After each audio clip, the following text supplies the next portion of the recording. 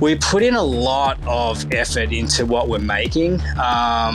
So, there's been production cooks with me and chefs with me in the past that have been like, hey, no one's going to notice if we just cut this little corner. And I'm like, hey, I notice, and we're trying to sharpen corners, not cut them. Dirty Linen is staying at the Australian Open this week. We love the tennis. We love the stuff that goes on in and around the fantastic stadiums there. Our guest today is someone that, we can talk about the Australian Open and so much more besides. Raph Rashid is one of the original food truck innovators in Melbourne. He's always doing interesting things, including a magazine, which I was thrilled to contribute to recently. Raph, welcome to Dirty Linen.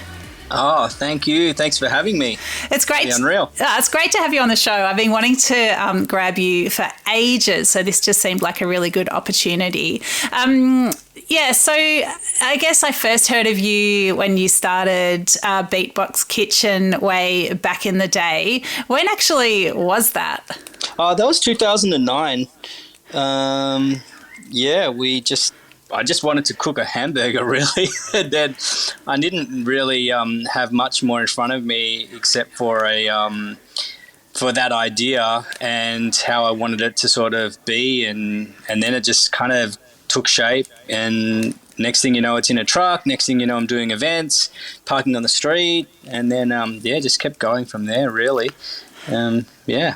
It's certainly become part of the Melbourne landscape, and then followed up by a taco truck. You've had Juanita Peaches, you did donuts, did lots of stuff on YouTube, and Snack Boss, the zine, which is now in its third edition. I feel like, we're a little bit similar in that we see, when you're thinking around food, there are just so many different things that you can do, and they're all connected by food, but they exercise different parts of your brain and different skills. I mean, are you just driven by interest? Yeah, it's just, there's just so many like beautiful moments every day. So it's just so interesting the way that people can connect with food and how they do connect with food, that there's just another story. Like every single moment I just think of something, and whether it's, hey, I made tonight for dinner we're having breakfast. I marvel at that sort of stuff. It's so mundane to someone, but it's so interesting to me that and it's just a beautiful thing that you can share with your friends and family. And I just have moments like that, seriously every minute. And whenever I see someone eating or enjoying something in a non-traditional setting, I get even more excited. So yeah, it's just, I don't know, just experiences really, and how we document them and tell the stories is kind of probably my the way that I really get excited about things. So yeah. Yeah, I think what I love about what you do, one of the things I love is that there's a real embrace of whatever people might be into. There's no sort of gatekeeping. It's there's a general feeling of welcome with food, the way you serve it, the way you think about it. And it makes me think of in the latest zine how you've got this sort of tostada vibe, but then you're also allowed to do it with salada crackers. Yeah, I love saladas, and just the idea that you sort of, you can just put butter and Vegemite on them, or you can just take it up as many notches as you want and put, caviar on them or whatever you want, I just think that sometimes, we've got these great vehicles and they can just bring whatever you want along with them, the tostada or the salada or the Vita wheat even, I just really like that. And I think that, that everyone can access it. So let's just keep showing the way. Yeah, it's very cool. And I mean, in terms of that access and that sharing, I think you're probably one of the first operators that I can think of that was using social media in a way that really brought community to the fore, just letting people know where the truck was going to be parked and, when you'd sold out or what was available. I mean, was that something that happened organically, or was it an opportunity that you saw? How did that come about? Yeah, no, I just I just like in the start I would just email people, and then someone said, "Oh, you should just do Facebook," and I was like, "Oh, okay, cool." And then that was just sort of like a in the start it was really just one way information. I wouldn't say I was really conversating with people. And then as time got on, I was like, oh, we can actually get back to people. Like I was a bit arrogant in the start. Like I didn't really know how to use it, but it was really helpful for us. I more sort of used it as a notice board, I guess. And then I was like, oh, actually, cool. We can chat to people on here, and it's okay to do that. And then I started doing that more, and that felt better.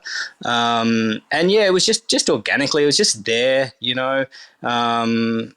yeah, as a tool, I guess, and it's continued to stay there, or probably always be there in some form. But still, word of mouth is my favorite. Yeah. Hey guy, you got to get this taco. You got to go down there and have a donut. Yeah, I think it's really special, especially like the way that I like to kind of be always off the beaten track sometimes, or even like not off the beaten track, but to surprise someone at. Like we do a lot of events and we put in a lot of effort into what we're making. There's been production cooks with me and chefs with me in the past that have been like, hey, no one's going to notice if we just cut this little corner. And I'm like, hey, I notice, and we're trying to sharpen corners, not cut them, like, so there's just and so if you're someone that, if you grab something at one of from our truck at an event or something, I just hope that it's it's super delicious, so there's just no compromise on that. So that in itself is like a discovery as well, to find something in maybe a field where you wouldn't think it would be, there wouldn't be something. So, yeah. Yeah, it's so interesting because, you are always spoken about as one of the OG food truck guys. But then, I was tiny and buying donuts from a truck at Paran Market, so it's like food trucks actually aren't new.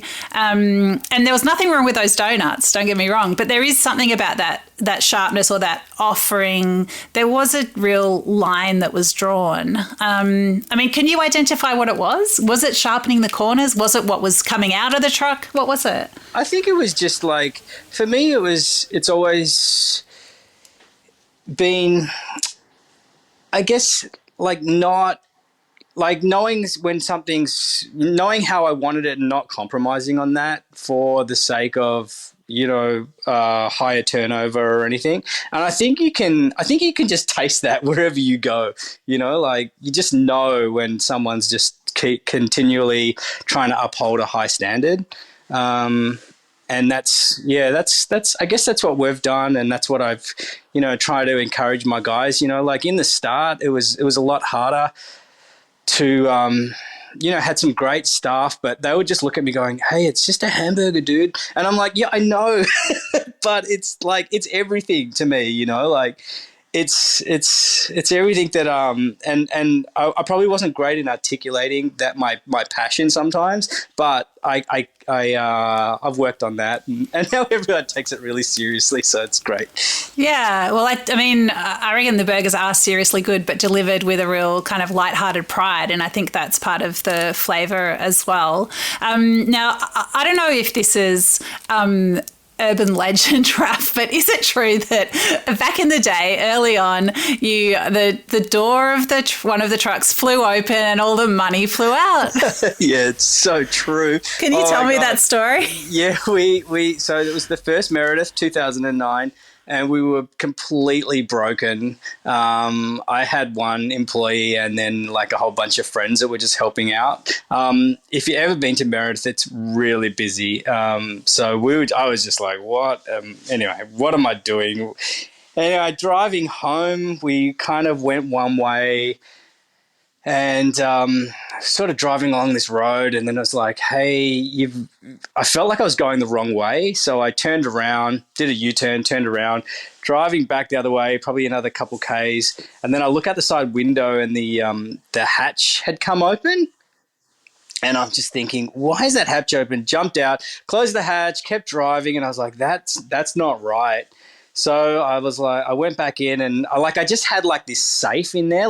Back then, everyone paid cash. So I had this little safe, but it was like sitting up. It wasn't bolted in the truck. Like I had only received the truck the day before Meredith. So this is like testament to how stupid I am.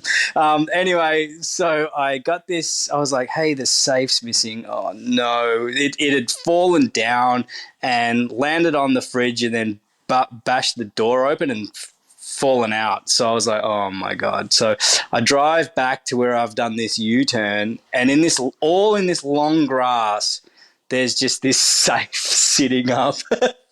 Like, I swear the sun was shining down on it like, ah! And then, so I picked up the safe, put it back in the truck and came home and just thought that, okay, this is the path, this is the path for me. You just found it at the end. I feel I'm envisioning a rainbow and the safe is at the end of it. Yeah. I love it. So Meredith was the first event. The Australian Open is on now. I mean, what is it like doing these big events and what are you bringing to this year's AO? Yeah, we're going to have the taco truck and the Beatbox there. We're set up like out where the stage, or where there's like a big screen. So it's like in the Birrarung Ma area. And I like that because you can access the tennis without going into the, like, if you don't want to go to the tennis, so you can sit on the, sit down and watch the big screen and maybe just come over after work. We're going to be doing, just the taco truck menu and the Beatbox menu. So burgers, burritos, tacos. Love it. And I mean, what's it feel like to you to be part of this big event? I mean, people come from all over the world to the tennis. Does it feel different to like pulling up next to a suburban park? Yeah, it's really great. Like I think every year more people get involved in the tennis, like more people watch it. It signifies a time of the year, which I think is really great in Melbourne, that late January. And the weather's always good. Everyone's just in a good mood, either heading back to work or still got time off. And I just think it's a good signifier of the period of the year. And to match that with great food, I really like this time. Yeah, it's a really special time in Melbourne. And I mean, we don't want to mention the C word, but it is going to be probably the most normal event that we've had on this scale. So that's good too. Yeah, totally. It's been so great to be back and doing what we do. And my fingers are like crossed. Like I go to sleep with them crossed and wake up with them crossed. So just keep hoping it keeps rolling, This episode is proudly supported by Montague, handpicked for you. So the eating experience of our plums is sweet. That's a primary driver. It's got to be sweet, but it's also got to have enough acid, because the mix of acid and sugar is what gives fruit its flavour. And in a plum, it tends to be slightly higher acidity. And then a really nice, full, not dry, but juicy explosion of juice into your mouth as you bite into it. That's nirvana for us in terms of plum. For more information, go to montague.com.au. So, Raph, I'd love to ask you about Snack Boss. Tell us why you've put out this zine. The zine just came, I think it was like 2014, and I had a cookbook come out with Hardy Grant, and that was a great experience, and I'm really proud of what we did. Since then, I'm always writing recipes or like thinking about stories. I'm always telling them to people. And then I was like, I would prefer to just make a few recipes that people could get around and have those coming out more frequently than do another book. And you've done a bunch of books, Dani. You know how hard it is. So much work. It's a lot of work, and a long timeline too. Yeah, long timeline, a lot of work. A lot of the ideas change while you're in the book as well, I reckon. So I'm like, and the one thing that my father made, he's passed away now, but one of the things that he did make me when I was, when he was I think it was around 91, he wrote me like he published a little zine that he hand wrote himself of all his Malay recipes. So I've always had that, and I was like, oh, that's a really cool format. Like I still go back to it. few of my friends still go back to it. So I was like, oh, that's a cool format, and that's something I can do without having to knock out 6 months of my life, dedicated to doing a big book again. So, and this way I also get to collaborate with, like yourself and other chefs that I admire and home cooks, and yeah. Yeah, it's a really fun format. It feels really free, and I love that sort of idea that you can just follow your own interests, which, I loved the commission that you gave to me, which was to investigate the whole idea of Turkish bread. Can you tell me why you wanted that story told? Oh yeah, I love that Australia makes things their own. That's it's really cool. I love Turkish bread, and I see that its rise has people just say, oh, Turkish bread, but they don't actually understand or have the time to maybe think about where the Turkish part comes from. And I just wanted to tell the story because someone said to me once, they're like, "Oh, that Turkish bread that you call Turkish bread, I'm from Turkey. We don't actually even have that." And I was like, "What? What do you mean?"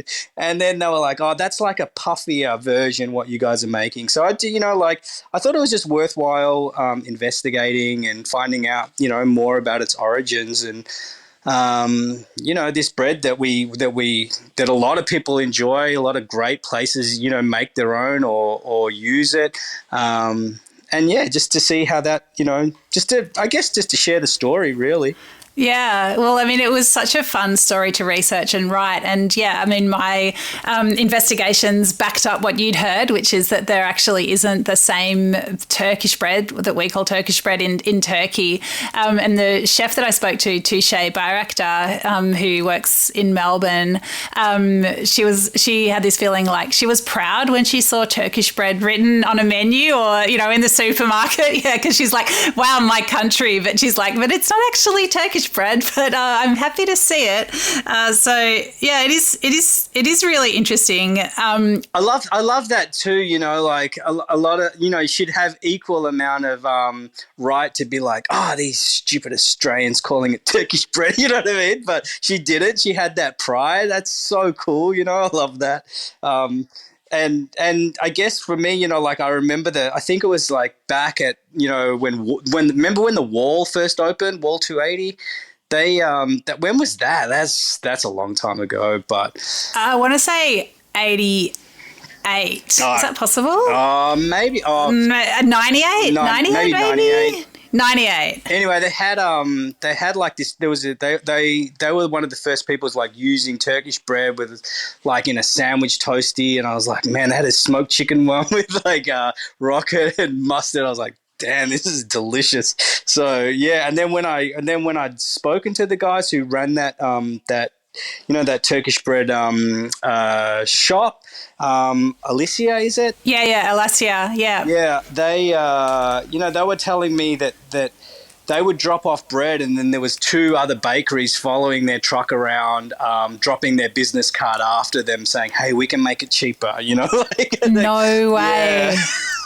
And I was like, oh, there's quite a story here, so yeah. That's amazing. Yeah, so I just looked it up and it's 98 that Wall's been there. And I remember when, back in the day, it was like, what are these sandwiches? Because they were using that, quote, Turkish bread, but they were with all the Russian delis in Balaclava, they were getting, like pastrami and other sausages and putting it in there. And I mean, that really does speak to Australia and that multicultural experience of just mashing things together, just like salada tostadas. Yeah. I love that. I love the wall, it was like it probably planted the seed for me that, people are happy to discover just like a little hole in the side, and, we like that. I think that's still very Melbourne, we can sort of escape a little bit and then a bit, do you know what I mean? Like it was a good place. Yeah, definitely. It's one of the first, I guess, milk crate kind of places where you just like sit there with a dog and a coffee and just feel like you were living the dream. And I don't know, I went past there today actually, and I think they've redone their window and it says on the front from 1998 to infinity. And I just love that, like, we are here. Like, yeah. And there's, you know, they've innovated and they've expanded, but I think there's definitely still that soul, that indie kind of soul, which it's really cool. I think the other thing I liked about the zine format and writing that story for you was that I felt like, you know, there was all these stats that I came upon about, you know, Turkish people being the biggest eaters of bread in the world, but they were simply not verifiable. But I think in the zine format, it is quite nice that you can say, well, this is what people say. I don't know if it's true, but here's the story. I think that's nice. It's very sort of on the level. Yeah, I just think it's like, it's cool to have something that I can hold in my hands, and that it's like, for me, it's all about, you know, hopefully giving things to, you know, younger generations, my children, and that seems to be really important for me. So yeah, that's why I do it, and well, one of the reasons anyway. So yeah.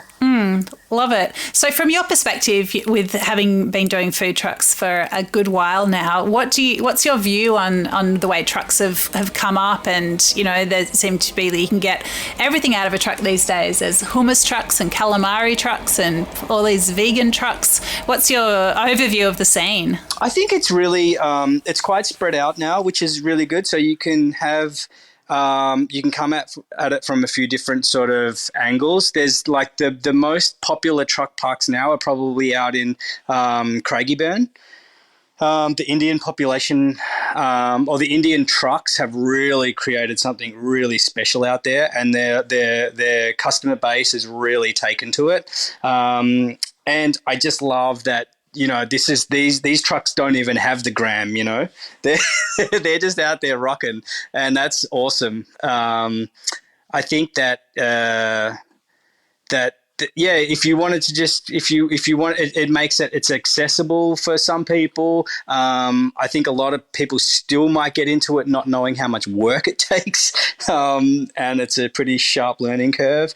The last few years has been either really good or really hard for a lot of people with trucks, but for the most part, I think like everything, you know, if you're dedicated and you've got something unique and a high quality, then it will provide for you. People will seek you out. Yeah, interesting. Yeah, it's just with the Indian trucks that we had on the podcast a few months back, Srilekha Makalo, who's got chai and dosa in Braybrook, which is absolutely awesome. It's so good, that spot. It's so good. She's now expanded. So the truck's not there now. She's expanded that into a restaurant. But it's still got the same sort of vibe, although you can sit down and there's tables and stuff. I just think that's one direction, like to take your ambition in that direction. But that hasn't been your, I know you have had a little bit of bricks and mortar, but that hasn't so much been your trajectory.